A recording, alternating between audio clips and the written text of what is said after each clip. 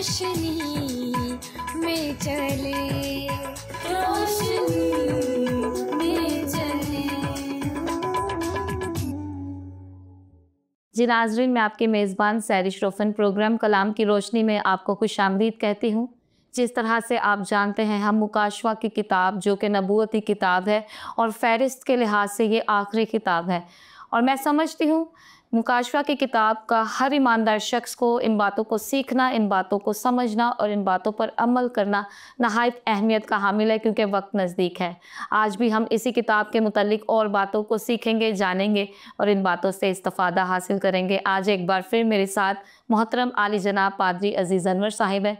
पादरी साहब, आज के इस प्रोग्राम में मैं आपको खुशामदीद कहती हूँ। बहुत शुक्रिया सहरिश कि आपने इस किताब जो कि एक नबूवती किताब है, उसके बारे पाक कलाम की सच्चाइयों को सीखने का ये प्रोग्राम बनाया है, और मैं समझता हूँ कि ये बहुत अच्छी बात है। वैसे तो हर दौर के लोगों के लिए, लेकिन मौजूदा दौर के लोगों के लिए बहुत ज़रूरी है कि इन नबूवती बातों को सीखें और फिर इस दौर में जीने का करीना सीख सकें और जान सकें, जिसके लिए मैं आपका, आपके अदारे का और अपने खुदावंद यीशु का बेहद शुक्रगुज़ार हूँ। थैंक यू पादरी साहब। गुज़िश्ता एपिसोड में हमने 7वें बाब के मुतल्लिक सीखा और हमने बड़ी बरकत पाई। मेरा ईमान है नाज़रीन ने बड़ी बरकत पाई होगी। बड़ी वजाहत के साथ आपने तमाम बातों को बताया। आज हम 8वें बाब का मुतालिया करेंगे। तो 8वें बाब के मुतल्लिक पहला सवाल आपसे पूछना चाहूँगी कि मोहरों के खुलने के इस अमल में, इस बाब में आखिरी मोहर खोलने से पहले वक्फ़ा क्यों दिया गया? जो लफ्ज़ आधे घंटे के लिए इस्तेमाल हुआ वो तमाम नए अहदनामा में कहीं भी इसके अलावा इस्तेमाल नहीं हुआ। तो इस वक्फ़ा की क्या अहमियत है? कहीं ये सब्बत को मानने की हिदायत तो नहीं? इसके मुतल्लिक बताएं। हाँ, बहुत शुक्रिया। आपने ये मुकाशवा 8वें बाब में तो पहली आयत में जो बातें लिखी हैं उनके ताल्लुक़ से आपने सवाल किया है। जी। जब हम 7वें बाब के इख्तिताम पर थे तो हमने देखा था कि मुक़द्दस यूहन्ना जो है वो 3 दफ़ा बुज़ुर्गों को सजदा करते देखते हैं। जी। फिर उसके बाद वो लाखों करोड़ों फरिश्तों को भी देखते हैं। जी। फिर उसके बाद आसमान में वो खुदा के बर्रे के हजूर तमाम अपनी मखलूक़ात जो है अपनी शक्ल और सूरत और ख़द ख़ाल के लिहाज से उसी तरह से हैं जिस तरह से हम उन्हें कायनात पर देखते हैं। जी। और अब जब हम 8वें बाब का आगाज़ करते हैं तो उसमें सबसे पहली बात ये है जो हमें सीखनी है कि वो सवाल जो आपने किया है जी। कि आधे घंटे का मतलब क्या है, जी। कहीं ये सबत तो नहीं है या नया ड्रामा में इसका किसी और जगह इस्तेमाल आधे घंटे का नहीं किया गया। तो उससे पहले अगर हम देखें तो 8वें बाब का जो पस मंज़र है वो हमें इन सारी बातों को समझने में बड़ी मदद देता है। पहली 6 मोहरें खुलने से जब हमने उसका मुताला किया जी। तो हमें मालूम हुआ कि दुनिया की जो चौथाई आबादी है, यानी 3/4 आबादी जो है जी। वो मुख्तलिफ अदवार में या मुख्तलिफ वजूहात की वजह से बर्बाद हो चुकी है। बेशक उसका ख़ात्मा हो चुका है। फिर हमने ये भी सीखा था कि बड़ी मुसीबत या टर्मोइल या ट्रिबुलेशन जिसका ज़िक्र हमने 6ठे और 7वें बाब में देखा, जी। जब हम उसका 8वें बाब में मुताला करते हैं तो हमें मालूम होता है कि उसका अरूज हो चुका है। सही। मुसीबत के दौर के आखिरी लम्हात चल रहे हैं और वो अपने अरूज पर है, इसलिए हर अरूज को एक ज़वाल है। सही, अब उसका इख्तिताम होने वाला है।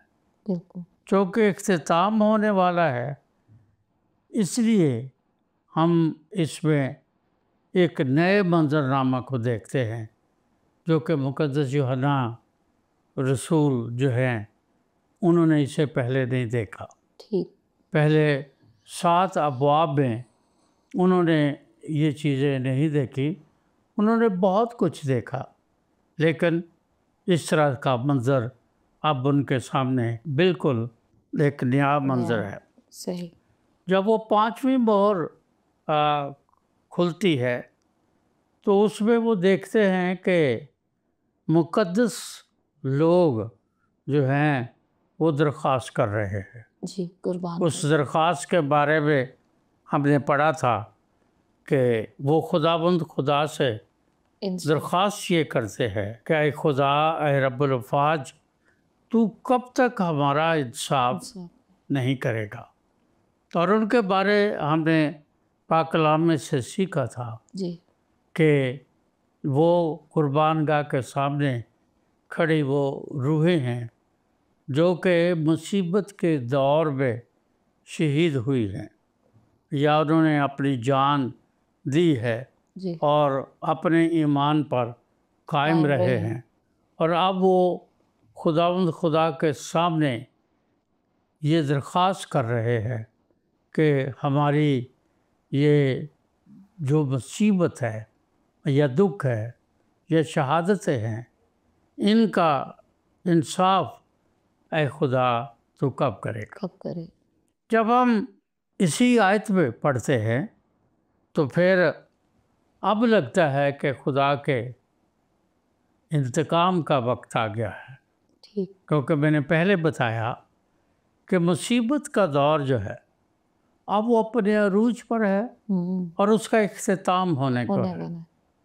चूँकि इख्तिताम होने को है तो इसलिए बाइबल मुक़द्दस या मुकाशफा की किताब जी, हमें ये बताती है कि इससे पहले कि मसीह यसु की बादशाही का आगाज़ हो या वो मुसीबत का दौर ख़त्म हो, जी, तो उसके दरमियान जो वक्त है या जो अरसा है उसमें 7वीं मोहर जो है वो खुलने का वक्त आ गया है।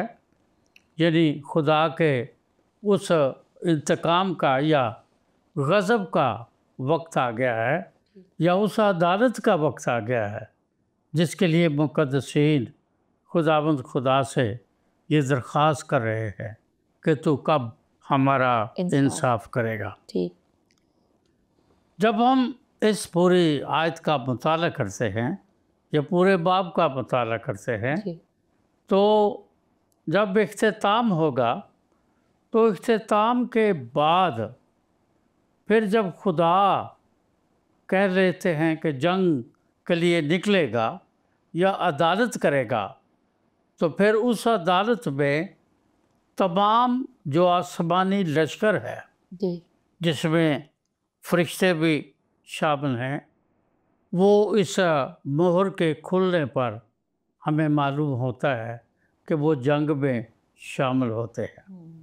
क्योंकि वो जंग में शामिल होते हैं इसलिए वहाँ लिखा है कि आध घंटे का वक्फा दिया गया है।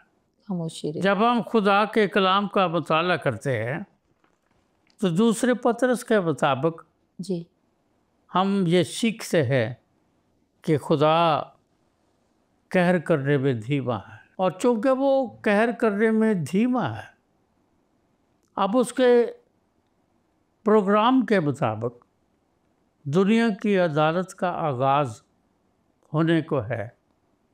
इसके बावजूद वो आधा घंटा जो है या वो जो वक्फ़ा जिसे लोग कहते हैं या जो लिखा है, वो वक्फ़ा जो है वो इसलिए है कि खुदा उन लोगों का भी इंसाफ करने को है जो उस मुसीबत के इख्तितामी दौर में खुदावंद को कबूल कर रहे हैं और उनके लिए वो अभी धीमा है और रुका हुआ है। ठीक।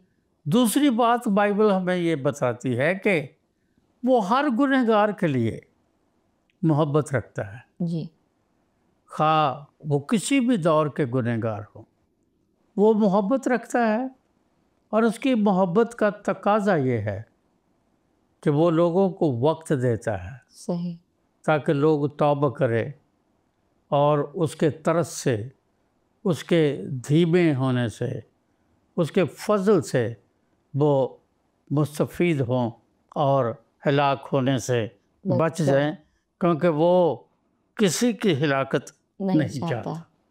वो चाहता है कि सबकी तौबा तक नौबत पहुँचे। सही। जहाँ तक बात है इसकी कि ये आधे घंटे की खामोशी क्यों है, जी।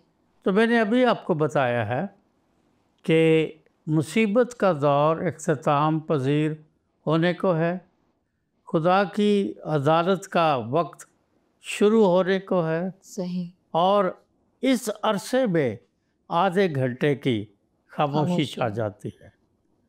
किसी शख्स ने कहा है कि सदा दबेगी तो हशर होगा, दिया बुझेगा तो सुबह होगी। लोग सुबह का इंतज़ार तो करते हैं और करना भी चाहिए, लेकिन उससे पहले तो दिया बुझाना पड़ेगा। सही।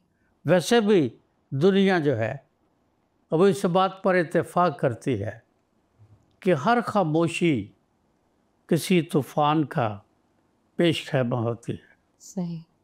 अब जिस अदालत का आगाज़ होने को है, जी, वो अदालत जो है उसका इंसान या ज़मीनी मखलूक जो है या आसमानी मखलूक जो है वो तसव्वुर भी नहीं कर सकते, क्योंकि अब खुदावंद रब्बुल अल्फाज बनफ्स नफीस अदालत करने के लिए, जंग के लिए निकलेगा। सही। और जब वो निकलेगा तो फिर उससे पहले जब खुदा के इंतकाम का अरूज हो जाएगा तो फिर दुनिया जो है उसमें बिल्कुल तबाह और ख़त्म हो जाएगी। ठीक। इसके बावजूद जैसे मैंने पहले बताया कि उसमें वो वक्त अता करता है उन लोगों के लिए जो कि तौबा की हाजत नहीं रखते, लेकिन उनको मौका दिया जाता है।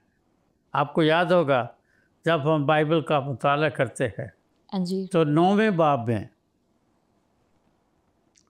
खुदा ने अपने बंदा बुज़ुर्ग नूह से कहा कि इंसान की बदी आसमान तक पहुंच गई, अब मैं इस इंसान और इस ज़मीन को बर्बाद कर दूंगा, तू ऐसे कर कश्ती बना। जी, कश्ती बना और जो कोई कश्ती में दाखिल हो जाएगा वो उस अदालत से या गज़ब से बच जाएगा। खुदा का पाक कलाम हमें बताता है, इब्रानियों का ख़त बताता है कि खुदा का बंदा 120 साल तक कश्ती बनाता रहा। अब जब बदी आसमान को पहुंच गई है और खुदा ज़मीन और उसके बाशिंदे और सारी कायनात को पानी से बर्बाद करने को है जी, तो फिर 120 साल की ज़रूरत क्या है? वो तो किसी वक्त भी हो सकता है। बिल्कुल। तो 120 साल उसने दिए ताकि फिर भी लोग अपनी बदियों से, गुनाहों से, अपने बागियाना रवैयों से तौबा करें और कश्ती में दाखिल हो जाए और बच जाए। सही। हम सदूम और अबूरा के बारे पढ़ते हैं। सदूम का मतलब है जलता हुआ, सही। अमूरा का मतलब है भड़कता हुआ। अब जब वो खुदा ने उसके लिए भी कहा, इब्राहिम से खुदा की गुफ्तगू हुई, वो डायलॉग दोहराने की ज़रूरत नहीं जी, यहाँ तक कि इब्राहिम ने खुदा से कहा अगर 5 हो तो 5 भी नहीं थे।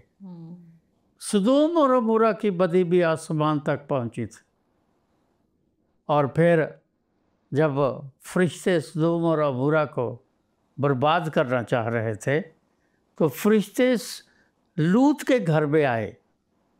जी। और जब लूत के घर में आए तो अगर आप उस हवाले का मुताला करें तो वहाँ लिखा है कि उन फरिश्तों ने लूत का और उसकी बीवी का, उसके बेटियों का हाथ पकड़ा और वहाँ ये आयत दर्ज है कि उठो, जल्दी करो, निकलो, क्योंकि जब तक तुम इस शहर में हो खुदा रुका रहेगा। तो खुदा बेसिकली खुदा मोहब्बत है, बेशक वो किसी की हिलाकत नहीं चाहता। लेकिन जब खुदा के गज़ब को पुकारा जाएगा या इंसान की बदी आसमान तक पहुंच जाएगी तो फिर वो अपने अदालत करने का असूल तो कायम रखेगा, क्योंकि गुनाह की मजदूरी मौत है। जो जान गुनाह करेगी वो हिलाक होगी या सज़ा पाएगी। यही असूल यहाँ पर है इस 8वें बाब में। सही। ये जो आधा घंटा है जी। ये हमें बताता है कि खुदा के इंसान से या ज़मीन से या कायनात से इंतकाम जो है वो अब अरूज पर पहुंच गया है। जी। और चूँकि अरूज पर पहुंच गया है, वहाँ पर मुक़द्दसों की जो दुआएं हैं या उनकी जो दरख्वास्तें हैं वो भी फरिश्ता कुर्बानगाह पर लेकर खड़ा है और उसके हाथ में एक सोने का ऊद सोज है और उसमें वो उस ऊद सोज से उनको वो कुर्बानगाह के ऊपर खड़ा है। सही। इसका मैं बाद में आपको बताऊंगा कि वो ऊपर क्यों खड़ा है। जी। लेकिन ये इस बात की निशानी है कि वो ऊद सोज जो है, सोजन फारसी का लफ्ज़ है, इसका मतलब है जलाना। जी। अब वो उन बातों को जलाने के लिए कुर्बानगाह पर खड़ा है। क्योंकि वहाँ पर खड़ा है इसका मतलब ये है कि अब फजल का दौर ख़त्म हो गया है। जिस फजल के तहत खुदा इतनी देर से ठहरा रहा, अब वो दौर ख़त्म हो गया है। और उस दौर के ख़त्म होने से नतीजा ये है कि वो अब अपने गज़ब के साथ उतरेगा। सही। अब रही उस आधे घंटे की बात, तो खुदा के टाइम फ्रेम में जब हम खुदा के पाक कलाम का मुताला करते हैं जी। तो खुदा के टाइम फ्रेम में एक दिन जो है वो 24 घंटों का है। जी। और जो 24 घंटे हैं ये उस यहूदी कैलेंडर के मुताबिक या उनके इल्म साबक के मुताबिक या उनकी थियोलॉजी कह ले, उनकी इल्म इलाही के मुताबिक ये जो 24 घंटे हैं ये एक साल को पेश करते हैं। सही। क्या बताया मैंने कि एक दिन 24 घंटों के मुताबिक है और 24 घंटे जो है वो एक साल के मुताबिक होते हैं। जब हम पैदाइश की किताब का मुताला करते हैं जी तो वहाँ लिखा है पहला दिन हुआ, दूसरा दिन हुआ, तीसरा दिन हुआ।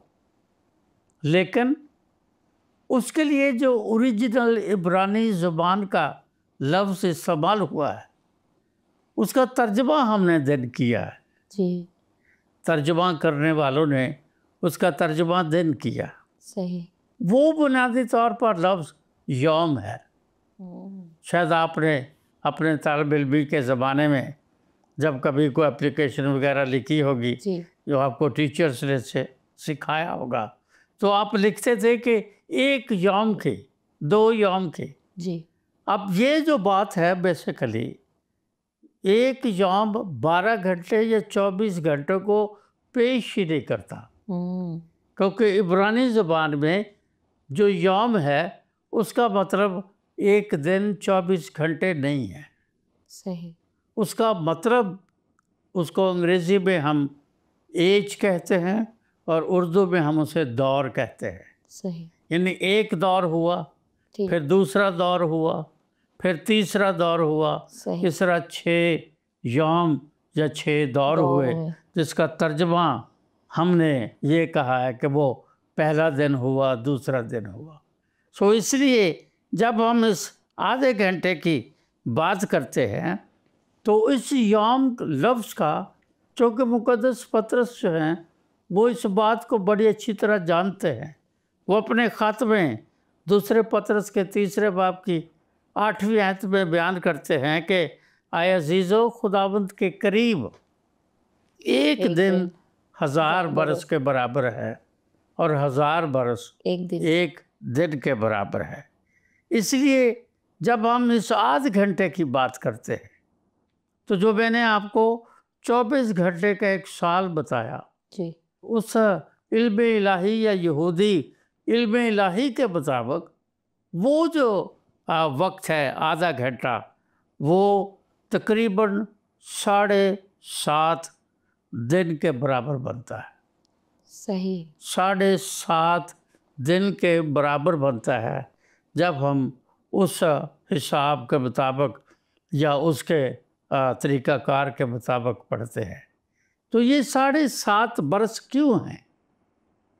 ये 7.5 बरस इसलिए है क्योंकि 7 का लफ्ज़ जो है वो काबिलियत को पेश करता है। सही। यानी अब फजल का दौर मुकम्मल, कंप्लीटली जिसे हम कहते हैं, ये टोटली कहते हैं, अब फजल का दौर टोटली ख़त्म हो गया है। ठीक। अब गज़ब जो है वो नाज़िल होने को है, इसलिए फिर भी खुदा उनको आधा घंटा देता है ताकि दुनिया के लोग जो हैं, जो बदकार है, वो तौबा कर सके। इसलिए ये आधा घंटा उन 7.5 दिनों को पेश करता है। थैंक यू पादरी साहब, बड़ी खूबसूरती के साथ आपने इस सवाल का जवाब दिया है। यकीनन नाज़रीन ने इस सवाल के वसीला से बड़ी बरकत पाई होगी। अगला सवाल आपसे पूछना चाहूँगी। फिर मुफस्सिरीन ये भी कहते हैं कि यहूदी रवायात में खुदा के हजूर खड़े होने वाले 7 फरिश्तों का जिक्र मौजूद है, तो ये मुकाशवा की ये आयत क्या यहूदी रवायात से ली गई है? इसके बारे बताएं। हाँ, बहुत अच्छी बात आपने पूछी है। मैं समझता हूँ कि लोगों का ये जो आसमान की बादशाही और खुदा की हजूरी और वहाँ जो कुछ मुक़द्दस यूहन्ना देख रहा है उसके बारे में बड़े अबहाम पाए जाते हैं और लोग बड़ी गलत और बेबुनियाद बातों को अपने ईमान का हिस्सा या अपने इल्म का हिस्सा बनाए हुए हैं।